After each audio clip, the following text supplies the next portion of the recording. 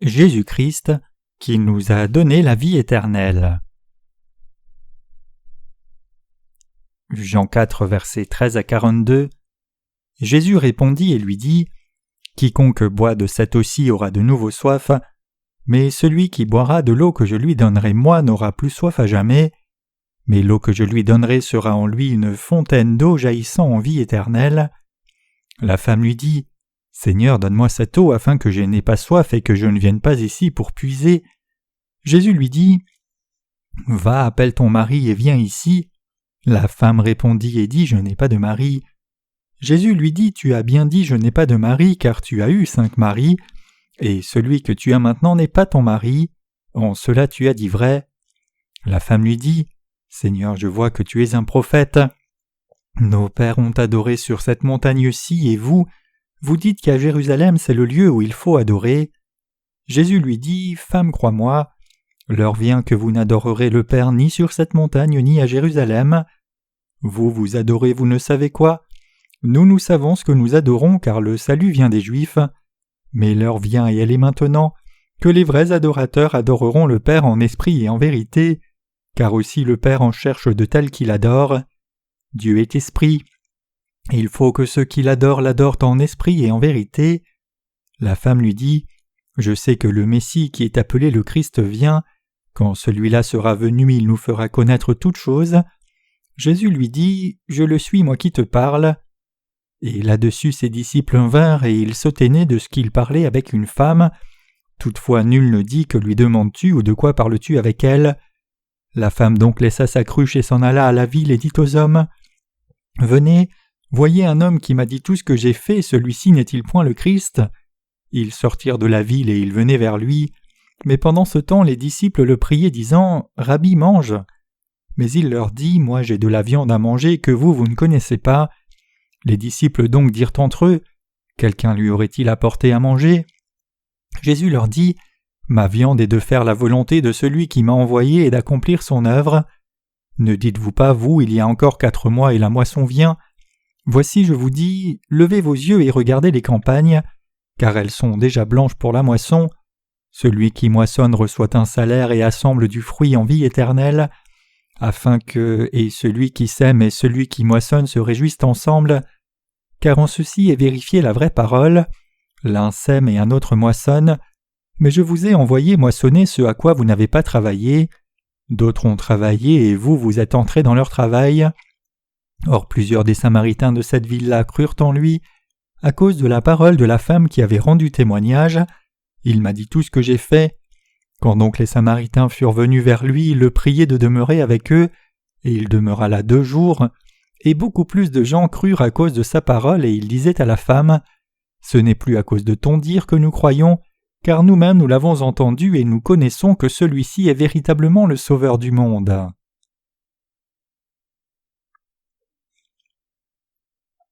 Je vous félicite pour le dur labeur la semaine dernière. Je ne peux même pas imaginer comme la semaine est passée. Elle est passée si vite que je ne sais même pas ce que j'ai fait. C'était fatigant de faire les réunions de réveil, donc je suis épuisé avec d'autres choses, et je voudrais que le Seigneur revienne vite. Je souhaite que le Seigneur vienne vite quand je pense à moi-même, mais par contre je veux qu'il vienne un peu plus tard quand je pense aux gens qui ne sont pas encore nés de nouveau. C'est vraiment fatigant comme c'est écrit. Toutes choses sont labeur, l'homme ne peut l'exprimer. Ecclésiaste 1, verset 8. Le monde est fatigant, et nos cœurs de justes sont aussi fatigués de surmenage. Il y a eu tant de travail cette semaine que j'ai l'impression d'avoir vécu toute une année en une semaine. Je veux vraiment que notre Seigneur vienne dans ce monde dès que possible, et je veux vivre dans le lieu merveilleux sans manque et vivre dans le confort et la relaxation. C'est ainsi que je me sens vraiment. Donc je veux partager l'Évangile plus rapidement pour que notre Seigneur vienne plus vite. Nous devons prêcher l'Évangile plus vite pour que notre Seigneur vienne vite. Êtes-vous aussi fatigué ? Quand vous êtes fatigué, il faut le dire. Nous sommes vraiment fatigués, mais nous vivons avec la justice du Seigneur, parce que notre Seigneur a sauvé chacun de nous. Comment pourrions-nous vivre si ce n'est par la justice du Seigneur ? Quel bien y a-t-il dans ce monde sans la justice du Seigneur ? Comme le dit une chanson populaire coréenne, « Bois tout, chante et danse, mais le cœur est plein de tristesse, et quittons la mer de l'Est pour attraper une baleine. » Il n'y a pas de satisfaction hors du Seigneur même si nous buvons, mangeons, dansons et faisons toutes sortes de choses. Je pense que c'est vraiment étonnant que les gens qui ne croient pas dans l'évangile de l'eau et de l'esprit vivent jusqu'à ce qu'ils aient les cheveux gris comme cela. Je me demande comment ils peuvent vivre comme cela, si bien que je me demande s'ils ont une méthode secrète que je ne connais pas. Je veux dire, pour quelle joie, quel bonheur et avec quel sens vivent-ils dans ce monde? Nos cœurs ne seraient que remplis de tristesse et souffrance même si nous buvions de l'alcool, jouissions des plaisirs de la vie et dansions. Il n'y a rien en dehors du Seigneur qui puisse satisfaire nos cœurs. Seul le Seigneur peut satisfaire nos cœurs, et seul le Seigneur peut nous rendre heureux. Lui seul peut nous donner toutes les bénédictions, une cause digne de vivre et toute bonne chose. Toutes choses en dehors de l'évangile de la justice et du salut que le Seigneur a donné sont sans valeur et sans signification. Je me demande comment j'aurais vécu si je ne croyais pas dans la justice du Seigneur. Je serais mort dans ma jeunesse si je ne croyais pas au Seigneur. Mais je vis une vie digne ainsi maintenant parce que j'ai rencontré la justice du Seigneur même si ce monde est fatigant. Puisque j'ai rencontré le Seigneur et que le Seigneur vit en moi, je suis si heureux avec un nouvel espoir d'entrer au ciel. Vous pouvez endurer les difficultés et les obstacles dans ce monde désespéré parce que nous avons au moins le Seigneur qui demeure en nous. Personne ne serait plus pitoyable que nous les justes si nous n'avions pas le Seigneur. Concernant la femme samaritaine. Aujourd'hui, je voudrais parler de la femme samaritaine dans l'Évangile de Jean chapitre 4 et je partagerai cette parole sous le titre « Notre Seigneur a donné la vie ». Il y a longtemps, il y avait une femme dans un petit village appelé Sichar en Samarie. Un jour, la femme est venue puiser de l'eau d'un puits qui était là depuis le temps de son ancêtre Jacob. Midi était le temps de repos pour les autres parce qu'il faisait trop chaud, mais cette femme a pris son vase pour venir puiser de l'eau à ce puits, à un moment où les gens faisaient la sieste du midi. Jésus était assis au puits de Jacob quand la femme est venue. Jésus dit à la femme « Donne-moi à boire ». Puis la femme lui dit « Comment toi qui es juif me demandes-tu à boire à moi qui suis samaritaine ?» Et notre Seigneur lui dit « Si tu connaissais le don de Dieu et celui qui te dit « Donne-moi à boire », c'est toi qui lui aurais demandé et il t'aurait donné de l'eau vive. » La femme lui dit « Comment peux-tu dire que tu me donnerais de l'eau alors que tu n'as rien pour puiser? Cela a-t-il du sens que tu me demandes de l'eau ?» Alors Jésus lui dit « Quiconque boit de cette eau aura encore soif, mais quiconque boit de l'eau que je lui donnerai n'aura plus jamais soif, mais l'eau que je lui donnerai deviendra en lui une source qui jaillira jusque dans la vie éternelle. » La femme et Jésus avaient ce genre de conversation près du puits. En réalité, tous les organismes vivants meurent sans eau. La raison pour laquelle les scientifiques cherchent à découvrir s'il y a de l'eau sur Mars ou des corps astronomiques, c'est que s'il y a de l'eau, il y aura aussi de l'air, et les organismes vivants pourront alors y vivre. C'est pour cela qu'ils cherchent des corps astronomiques avec de l'eau, mais en réalité il n'y a pas d'eau en dehors de la Terre, même s'il peut y avoir des traces d'eau quelque part. L'eau est l'élément essentiel de la vie pour tout ce qui est vivant et non seulement pour les humains. Jésus dit « Mais quiconque boit de l'eau que je lui donnerai n'aura plus jamais soif, mais l'eau que je lui donnerai deviendra en lui une source qui jaillira jusque dans la vie éternelle. » Nous obtenons réellement la vie éternelle quand nous buvons l'eau que le Seigneur nous donne. Notre Seigneur est réellement venu pour nous donner la vie, et il nous a réellement donné la vie. Notre Seigneur nous a fait vivre en nous donnant la vie, et notre Seigneur nous a réellement rencontrés. Cette femme samaritaine est venue puiser de l'eau pendant l'heure où tous les autres faisaient la sieste, mais pour résoudre le problème de la soif, elle ne pouvait que puiser à répétition à chaque fois qu'elle avait soif. La femme devait venir et puiser de l'eau le midi, et combien elle devait être fatiguée de répéter un tel mode de vie. Cette femme était honteuse devant les autres, honteuse devant Dieu, et elle ne pouvait pas aller être à l'aise dans les endroits où les gens se réunissaient. À travers Jésus cependant, la femme a pu boire l'eau qui fera qu'elle n'ait plus jamais soif. Vous pouvez aussi recevoir la vie éternelle si vous rencontrez le Seigneur en reconnaissant que notre Seigneur est le Sauveur et croyant dans la parole du Seigneur qu'il nous donne. Nous buvons l'eau qui étanche la soif pour toujours, l'eau que le Seigneur nous donne. Franchement, nous sommes aussi des gens qui souffririons d'une telle soif continuelle parce que nous ne pouvions pas recevoir la vie comme cette femme samaritaine.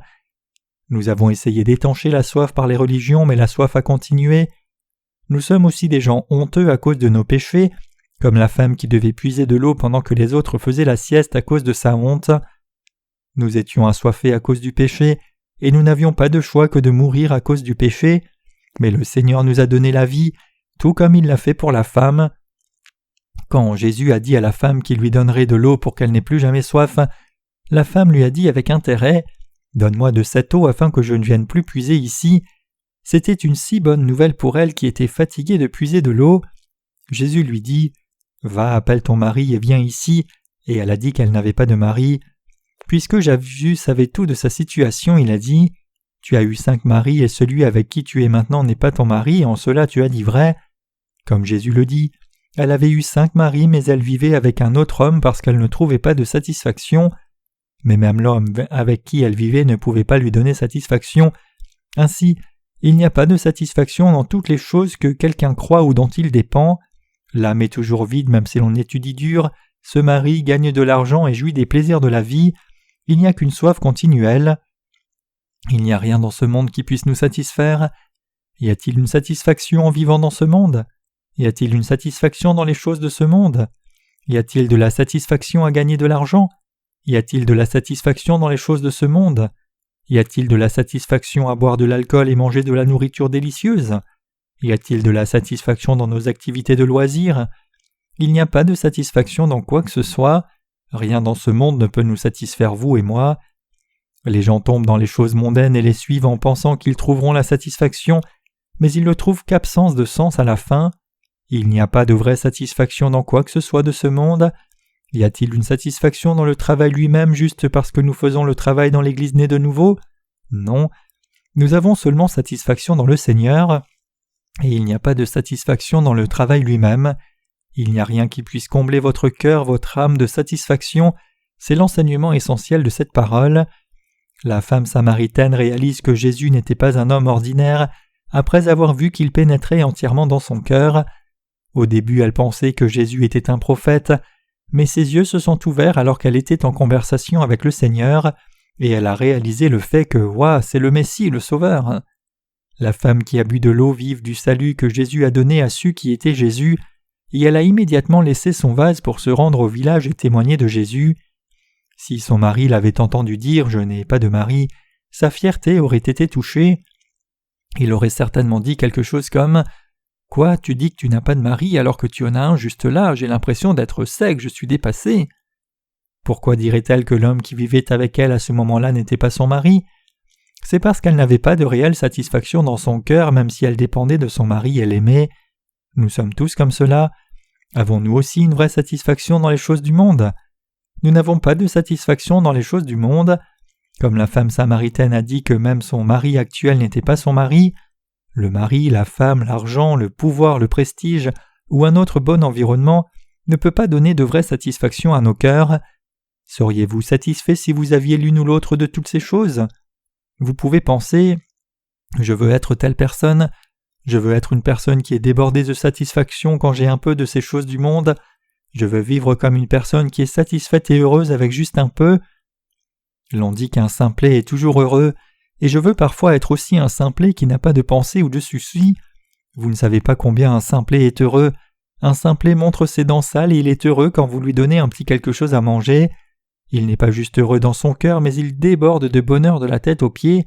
Donc je veux parfois être une telle personne parce qu'il n'y a pas de satisfaction dans le monde, mais je ne veux pas devenir une personne qui vit à un tel niveau pour toujours. Cela signifie que mon cœur veut vivre avec une telle satisfaction. Êtes-vous vraiment satisfait ? Seriez-vous satisfait si vous aviez du pouvoir ?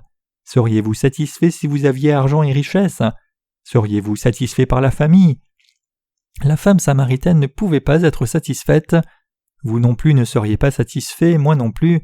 C'est la même chose avec femme, mari, enfant, argent, honneur, richesse, pouvoir, et toutes ces choses qui ne peuvent pas donner de vraie satisfaction. Mais je ne dis pas que vous devez tomber dans le nihilisme et abandonner votre vie parce qu'il n'y a pas de satisfaction dans ce monde. Je dis seulement la vérité telle qu'elle est. Vraiment, y aurait-il une vraie satisfaction sinon par le Seigneur ? Non. Quelle satisfaction y a-t-il ? Seul Jésus peut donner la vraie satisfaction. La femme samaritaine dans le passage puisait de l'eau du puits avec un linge sur sa tête, comme le soleil brillait fort à midi quand tout le monde en ville faisait une sieste parce qu'elle avait honte. Elle faisait descendre le seau dans le puits et le faisait monter avec de l'eau, et prenait une passoire pour la verser dans le vase. Quand elle rentrait chez elle, elle lavait la vaisselle avec l'eau, faisait du pain, la lessive et d'autres choses. Elle utilisait toute l'eau qu'elle avait puisée chaque jour, donc elle devait toujours puiser de l'eau chaque jour à la même heure. Cette femme vivait chaque jour comme cela. La vie de la femme était dure et il n'y avait pas de satisfaction dans son cœur. Nous n'avons pas non plus de satisfaction comme cette femme si ce n'est par le Seigneur. Alors que je fais ceci et cela pour promouvoir les missions mondiales avec vous, je suis satisfait quand les choses vont bien, mais je suis stressé quand les choses ne vont pas bien. Mais quoi qu'il arrive, je suis heureux parce que je travaille pour le Seigneur. C'est parce que beaucoup d'âmes reçoivent le salut quand nous faisons ce travail, mais tout ce travail ne peut pas donner de satisfaction, de sentiment de stabilité, de paix et de gratification comme le Seigneur. Vous et moi devons penser de nouveau à travers cette parole à ce avec quoi nous essayons de recevoir la vraie satisfaction.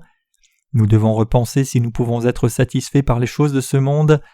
Les gens qui n'ont pas pensé à ces choses se méprennent à croire que les choses du monde donneront de la satisfaction et suivent donc le monde.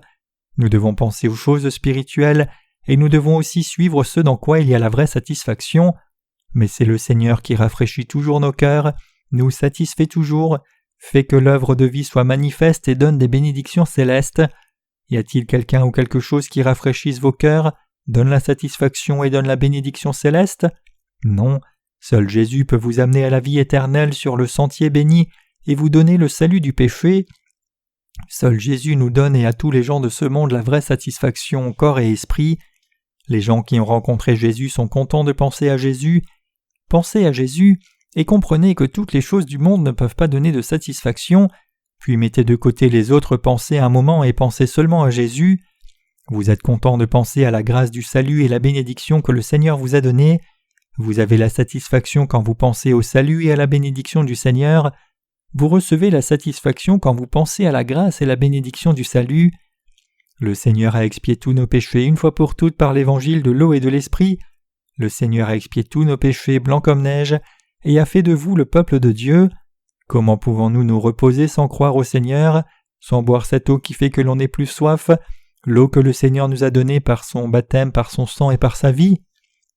Quand vous pensez au Seigneur qui vous a donné le salut par l'évangile de l'eau et l'esprit, vous pouvez avoir la paix et le repos dans votre cœur, et les choses dont vous étiez insatisfait deviennent satisfaction. Peu importe combien la situation est mauvaise, vous êtes qualifié quand vous pensez au Seigneur. Le Seigneur est vraiment la source de bénédiction.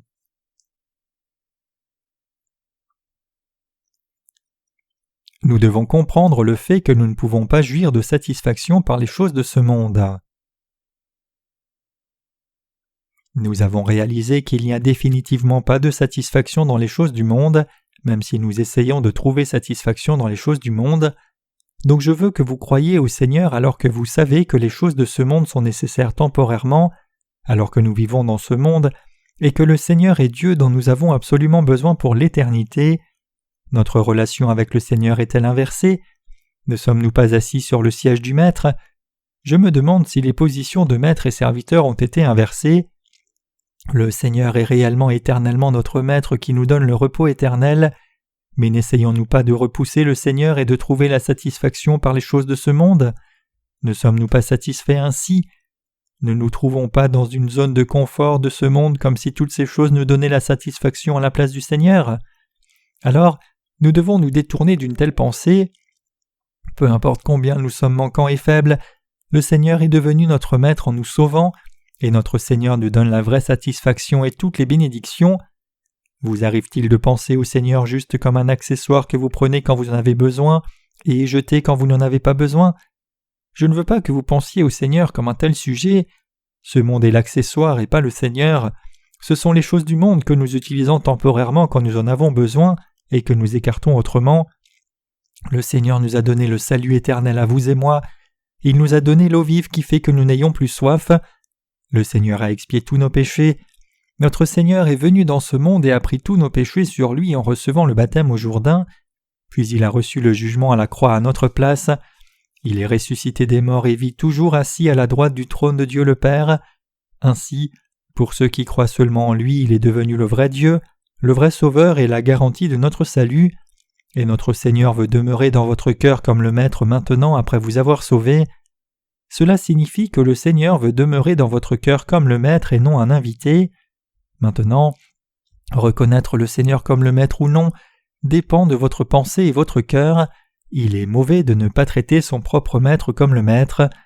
Nous obtenons la vraie satisfaction quand nous traitons le Seigneur comme le maître.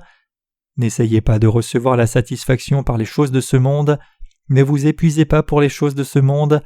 N'essayez pas d'étancher votre soif avec les choses du monde comme la femme qui venait puiser le fait toujours. Je veux que vous croyiez que c'est le Seigneur qui nous donne la satisfaction éternelle et rafraîchit notre gorge, et je veux que vous sachiez que le Seigneur demeure dans le cœur de ceux qui sont sauvés. Nous devons penser attentivement si ce sont les choses du monde ou le Seigneur qui nous permettent d'être satisfaits. Nous devons discerner cela correctement et vivre notre foi correctement. Et vous devez réaliser, reconnaître et confesser une fois encore que le Seigneur vous a donné la vraie satisfaction, et vous devez confesser avec foi que le Seigneur est celui qui vous donnera la satisfaction à l'avenir aussi. Comme Pierre l'apôtre a confessé que le Seigneur est le Christ, le Fils du Dieu vivant, nous devons aussi confesser « Le Seigneur est mon Maître qui me donne la vraie satisfaction ». Ceux qui ont rencontré le Seigneur obtiennent la satisfaction comme trouvant de l'eau dans le désert. Nous sommes insatisfaits chaque jour parce que nous essayons de recevoir la satisfaction par les choses terrestres. Mais ceux qui ont rencontré le Seigneur vivent une vie heureuse dans leurs pensées et leur cœur, même dans ce monde semblable à un désert. Vous êtes insatisfait parce que vous ne connaissez pas le Seigneur qui est venu vers vous. C'est parce que vous ne reconnaissez pas et ne réalisez pas que le Seigneur est précieux, et parce que vous ne croyez pas au Seigneur qui vous a sauvé. Chaque jour est irritant et vous êtes dépassé par un rien, et il n'y a pas de satisfaction si vous mettez le Seigneur de côté et essayez de trouver satisfaction et dignité par les choses du monde. Quand un Seigneur si précieux est venu et vous a rencontré, c'est pour cela que vous errez en cherchant quelque chose de nouveau pour trouver la satisfaction. Devrions-nous être comme cela?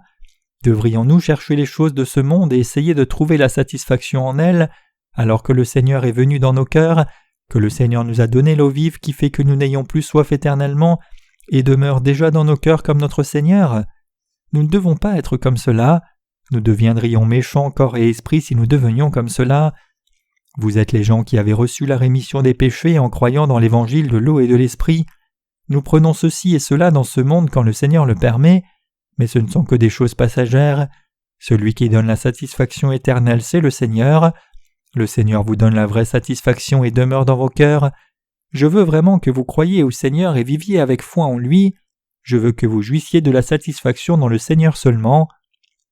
Après avoir reconnu que le Seigneur n'était pas un homme ordinaire, la femme samaritaine lui a demandé « Nos pères ont adoré sur cette montagne, et vous, Juifs, dites que c'est à Jérusalem que nous devons adorer. » Le Seigneur lui a dit « Femme, crois-moi, l'heure vient que vous n'adorerez le Père ni sur cette montagne ni à Jérusalem. Vous, vous adorez, vous ne savez quoi. Nous savons ce que nous adorons, car le salut vient des Juifs. Mais l'heure vient et elle est maintenant que les vrais adorateurs adoreront le Père en esprit et en vérité. Car aussi le Père en cherche de tels qui l'adorent. Dieu est esprit et il faut que ceux qui l'adorent en esprit et en vérité. » Par là, Jésus disait « L'endroit où adorer n'est pas important pour un vrai adorateur. Où que ce soit, cela ne change rien. Vous devez adorer Dieu en esprit et en vérité. La vraie adoration est possible quand vous adorez Dieu en ayant le Saint-Esprit dans votre cœur sans péché après avoir reçu la rémission des péchés. Si nous adorons le Père en croyant au Seigneur dans notre cœur et nous confiant dans la parole qui dit que Dieu existe pour toujours, cela constitue la vraie adoration. Cette heure est venue. » Alors la femme a laissé sa jarre et tout le reste pour partir au village et dire « Venez voir un homme qui m'a dit tout ce que j'ai fait, ne serait-ce pas le Christ ?» Elle a témoigné du Seigneur qu'elle avait rencontré et de la parole de Dieu qu'elle avait entendue. Notre Seigneur sait tout, il sait toutes les choses que vous et moi avons faites. Dieu nous connaissait même quand nous étions dans le ventre de notre mère. Il nous connaissait avant même que nous ne soyons nés dans ce monde. Nous ne pouvons rien cacher devant Dieu. Je veux dire que Dieu sait tout. La femme samaritaine a rencontré le Seigneur. Elle a reconnu le fait que le Seigneur est le Fils de Dieu et le Sauveur qui a cru en lui. Vous et moi maintenant dans l'Église du Nouveau Testament devons juste croire que nous avons été sauvés par l'acte juste de Jésus-Christ, qui a été baptisé au Jourdain, est mort à la croix à notre place et est ressuscité 3 jours après la mort. Cette femme a rencontré le Seigneur ouvertement, qui savait tout, et elle a reconnu le Sauveur et a cru en lui de tout cœur, puis elle a laissé le seau d'eau pour aller vers les gens de sa ville et témoigner à tout le monde. Donc beaucoup de gens ont entendu le témoignage de cette femme et cru en Jésus et sont venus devant Jésus. Beaucoup de gens ont entendu la parole de Jésus personnellement par cette femme et ont cru. Ainsi, beaucoup de gens reçoivent la rémission des péchés par la prédication de l'évangile de l'eau et de l'esprit des évangélistes de ce temps.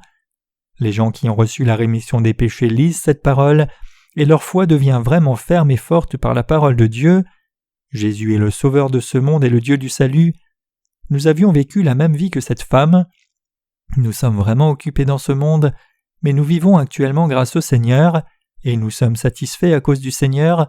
Nous ne pouvons pas jouir de satisfaction si ce n'est par le Seigneur. Il n'y a rien d'autre qui puisse donner satisfaction. Je veux que vous regardiez de nouveau au Seigneur qui vous a sauvés, et je vous exhorte à réaliser une fois de plus que toutes ces choses dont nous étions occupés dans ce monde n'ont pas pu nous donner satisfaction, et jouissez de la satisfaction en regardant au Seigneur une fois de plus. La vie de quelqu'un peut jouir de satisfaction quand cette personne rencontre le Seigneur. Nous devons absolument nous rappeler que le Seigneur donne la satisfaction à quiconque rencontre le Seigneur. Nous devons croire cela. Que quelqu'un soit manquant ou prévalent, tous reçoivent la satisfaction du Seigneur. Tout le monde reçoit la satisfaction par le Seigneur. Qui peut vous donner la satisfaction en dehors du Seigneur? Qui, à part le Seigneur, peut vous donner la grâce et les bénédictions? Y a-t-il quelqu'un? Non, je n'ai pas non plus de satisfaction sans le Seigneur. Peu importe ce que je fais, comment aurais-je la satisfaction sans le Seigneur même si j'ai reçu le salut? Peu importe ce que je fais, la vraie satisfaction viendrait-elle? Qui donne la vraie satisfaction? Jésus la donne. Donc nous devons vivre avec satisfaction en Jésus. Vous et moi devons garder à l'esprit que nous avons vécu jusqu'à maintenant grâce à Jésus et que même ce monde est maintenu jusqu'à maintenant grâce à Jésus. Non seulement les chrétiens ont besoin de Jésus, mais cet univers a besoin de Jésus aussi. Quand le Seigneur dit stop, alors la terre et tous les corps célestes dans l'univers tombent. Cet univers tout entier du monde tomberait si Jésus ne donnait sa puissance et en retirait plutôt sa puissance parce que Jésus a tout créé. Ainsi nos vies aussi dépendent du Seigneur. Vous devez penser à combien de satisfaction vous avez dans votre vie à travers le Seigneur, parce que le Seigneur vous a sauvé. Je veux résumer et finir mon sermon maintenant. Le Seigneur nous a réellement donné la vraie satisfaction à vous et moi. Est-ce vrai? Oui, le Seigneur nous a vraiment donné la satisfaction éternelle. Vous vous abandonnerez au Seigneur quand vous réaliserez que Jésus vous a donné la vraie satisfaction. Nous revenons toujours au Seigneur même si nous sommes parfois indulgents envers ce monde. Le Seigneur nous a donné la vraie satisfaction à vous et moi. Cette femme a probablement mené une bonne vie en témoignant de l'Évangile et honorant Dieu, avec une satisfaction éternelle dans sa vie, après avoir trouvé la vraie satisfaction dans sa rencontre avec le Seigneur. Le Seigneur nous bénit pour que nous puissions aussi mener une vie comme la femme samaritaine. Je veux que vous réalisiez ceci dans votre cœur et viviez une vie satisfaisante pour le restant de votre vie en servant l'Évangile.